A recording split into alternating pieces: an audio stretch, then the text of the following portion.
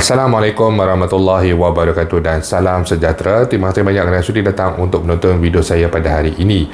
Dan seperti biasa, bagi mereka yang baru pertama kali datang untuk menonton channel saya ataupun mereka yang masih lagi belum subscribe, saya mohon dasar anda semua untuk subscribe ke channel saya. Dan bagi mereka yang dah subscribe, saya mohon anda untuk kongsikan video ini kepada rakan-rakan serta adik keluarga anda. Semoga apa yang saya nak kongsikan sedikit pada hari ini adalah satu perkongsian yang bermanfaat untuk kita semua, insya-Allah. Okey. Hari ini, malam ini saya buat satu video yang tak berapa nak ringkas kerana saya telah pun mendapat banyak persoalan selepas saya berkongsikan infografik berkenaan dengan pengeluaran khas KWSP sebanyak RM10,000. Banyak persoalan yang saya dapat hari ini, jadi saya rasa saya cuba menggunakan tempoh masa yang ada ini untuk memberikan penjelasan kepada anda semua.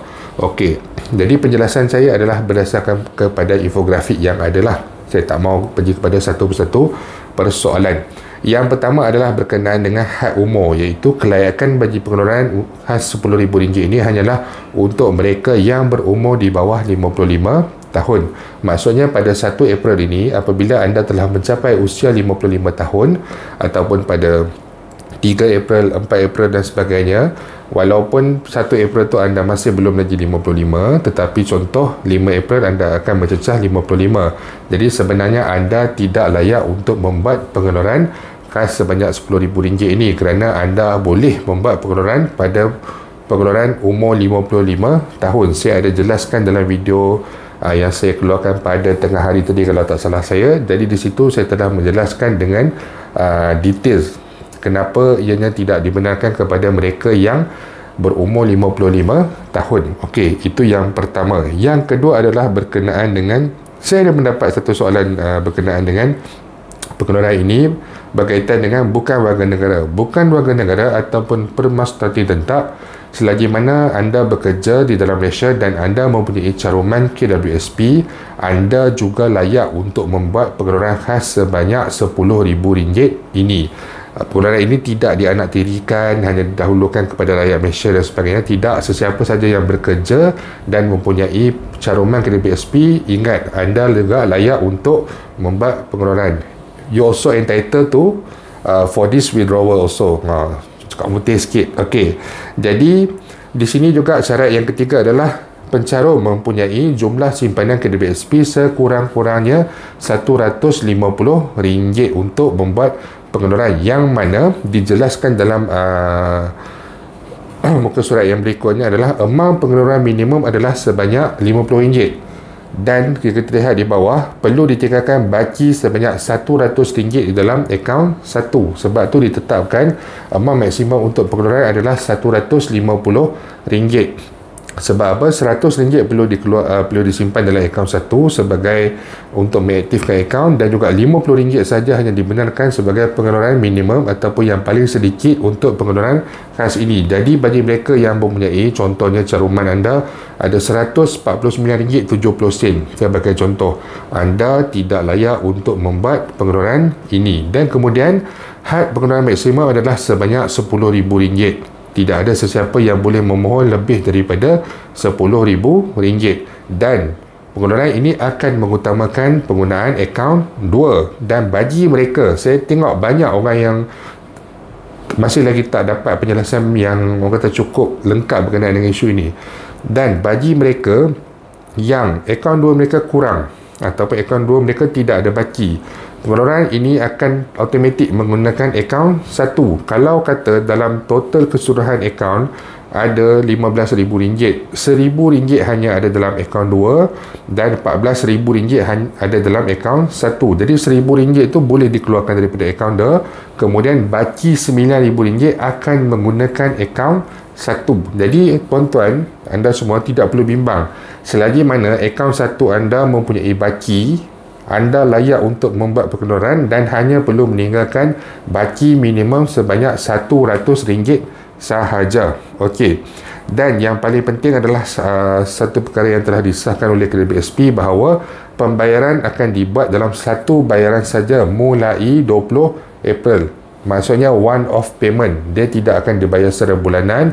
Kalau tuan-tuan layak untuk mengeluarkan sebanyak RM10,000, 20 April insya-Allah tuan-tuan akan mula mendapat bayaran anda sebanyak RM10,000 one off, tidak ada bayaran secara bulanan, telah disahkan oleh pihak KDBSP.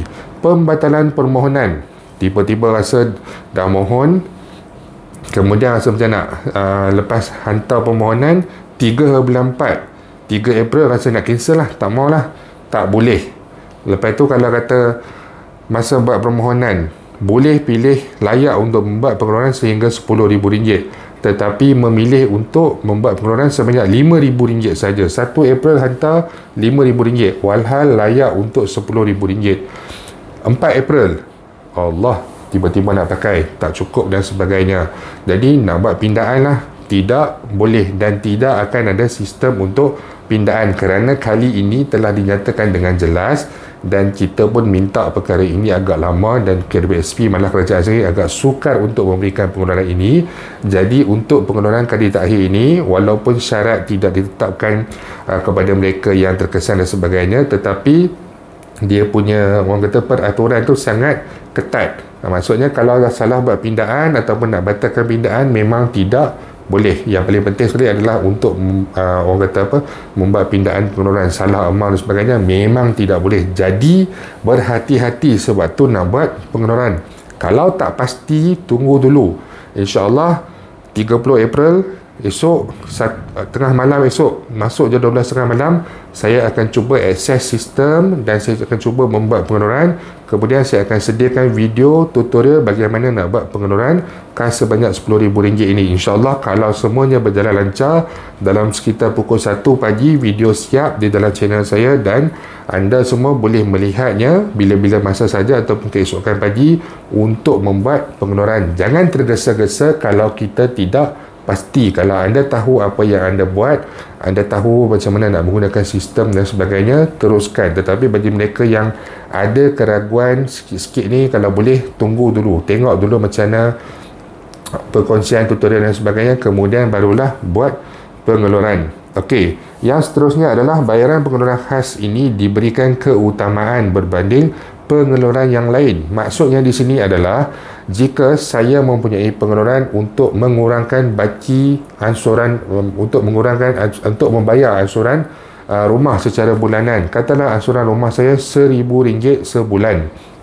Okey, RM1,000 sebulan. Jadi di dalam akaun 2 saya katalah tinggal RM2,000 sahaja. Jadi sebenarnya saya masih layak untuk mendapat pengeluaran untuk membayar ansuran perumahan saya selama 2 bulan. Maksudnya bulan 4 dan juga bulan 5 sebagai contoh. Tetapi 1 April saya memohon untuk pengeluaran khas sebanyak RM10,000. Automatik. Sebab pengeluaran untuk ansuran bulanan rumah ni, dianya dibuat dan dibayar untuk dalam tempoh bulanan selama 6 bulan ataupun selama tempoh 1 tahun. Katalah pembayaran tu sedang berlangsung, tetapi kita membuat pengeluaran khas sebanyak RM10,000 ini dan kemudian pada 20 April kita menerima bayaran. Maksudnya RM2,000 yang saya katakan tadi dalam akaun 2, RM2,000 ni akan digunakan untuk membayar pengeluaran khas. Kemudian RM8,000 kalau kita masih ada baki yang mencukupi akan ditarik daripada akaun 1. Jadi untuk ansuran bulanan rumah ni pada bulan 4 dan juga pada bulan 5 kita tidak akan mendapat sebarang bayaran kerana wang tersebut telah pun digunakan untuk pembayaran khas. Ini maksudnya pengeluaran khas ini diberikan keutamaan. Ada juga pengeluaran yang lain sebagai contoh untuk mengurangkan baki pinjaman perumahan, mungkin untuk pendidikan dan sebagainya. Jadi kalau kata dalam satu masa itu tempoh untuk permohonan ataupun prosesan itu bertindih, jadi yang akan diberi keutamaan adalah pengeluaran khas sebanyak RM10,000 ini. Jadi kalau memohon untuk mengurangkan baki pinjaman pendidikan PTPTN, tiba-tiba yang ni lulus dulu, jadi keutamaan akan diberikan kepada pengeluaran khas. Yang PTPTN tu mungkin akan diberikan berdasarkan berapa baki yang tinggal di dalam akaun 2. Ini kenapa adanya klausa ataupun adanya syarat yang sedemikian. Okey, yang terakhir sekali adalah pihak KDBSP menasihatkan pencalon semua untuk mengemas kini nombor telefon di cawangan KDBSP, di kios KDBSP, dan juga pastikan anda mempunyai akaun untuk menyemak baki terkini anda supaya anda tahu berapa jumlah yang anda boleh keluarkan. Dan kemudian apabila pembayaran dilakukan pada 20 April, anda tahu pembayaran itu dilakukan macam mana. Masuk kepada akaun secara payment order jika akaun bank anda mempunyai masalah, dan juga adakah pembayaran sudah dilakukan ataupun belum lagi, sebab pembayarannya adalah secara berperingkat. Itu sebabnya pihak KDBSP menyarankan anda untuk mempunyai akaun. Yang seterusnya adalah untuk memastikan nombor akaun bank anda sentiasa aktif. Gunakan esok 30 hari bulan sehari yang ada untuk membuat ataupun mengaktifkan akaun bank anda, kerana jika akaun bank tak aktif 20 bulan pembayaran dilakukan, bank anda akan tolak semula pembayaran tersebut kerana akaun anda tidak aktif. Pembayaran tidak boleh dimasukkan ke dalam akaun anda, kemudian akan diterima semula oleh RHB sebagai panel bank KDBSP. RHB pula lepas beberapa hari akan memaklumkan kepada KDBSP. KDBSP pula lepas pada tu akan memaklumkan kepada kita, kemudian selepas beberapa hari lagi tolak, ditukarkan pula kepada payment order ataupun bayaran secara bankers check. Jadi proses ini mengambil masa 2 hingga 3 minggu. Sepatutnya kita boleh mendapat bayaran pada 20 April, silap-silap bulan 20 Mei baru dapat bayaran. Itu pun dalam bentuk cek ataupun dalam bentuk payment order. Penting untuk pastikan akaun bank anda aktif. Yang terakhir sekali adalah juga pastikan ada akaun yang anda akan isi semasa membuat pengeluaran khas ini adalah akaun di atas nama anda sendiri, bukannya akaun bersama, atau dalam bahasa Inggerisnya joint account. Kalau joint account ni mungkin saya ada joint account dengan anak-anak saya, ataupun saya ada joint account dengan isteri saya. Jadi akaun tersebut tidak boleh digunakan untuk membuat pengeluaran khas sebanyak RM10,000 ini. Kalau tak ada akaun yang atas nama kita sendiri, gunakan masa yang ada esok 30 hari bulan untuk membuat akaun yang baru dengan jumlah deposit minimum sebanyak RM25, ataupun setengah-setengah akaun tu dia syarat dia adalah RM250. Anda sudah boleh membuat ataupun membuka akaun baru. Kemudian 1 April nanti semasa membuat permohonan untuk pengeluaran khas ini, gunakan akaun anda yang baru. Jangan sesekali guna joint account. Jika guna joint account, ianya akan menjadi masalah. Bayaran tidak dapat dimasukkan ke dalam joint account tersebut, di return semula kepada KDBSP, terpaksa tunggu, ditukarkan kepada cek dan sebagainya. Kemudian dapat cek atas nama anda sendiri pun masih perlu untuk, kalau kata dapat cek, masih perlu masuk kepada akaun yang nama anda seorang. Kalau dapat payment order, boleh terus buat tebus tunai di RHB Bank. Jadi saya harap dengan apa yang saya jelaskan ini, semuanya yang orang kata masih lagi keliru dan sebagainya, harap dapat merungkai kekeliruan anda. Dan bagi mereka yang mempunyai sebarang persoalan, sebarang masalah ataupun pandangan tu terpulang, okey, anda boleh utarakan di ruangan YouTube. InsyaAllah dalam tempoh masa terdekat ini saya akan berikan lebih masa untuk membantu dan memberikan jawapan kepada anda semua. InsyaAllah kita akan jumpa lagi. Jangan lupa untuk share, jangan lupa untuk subscribe. Assalamualaikum warahmatullahi wabarakatuh.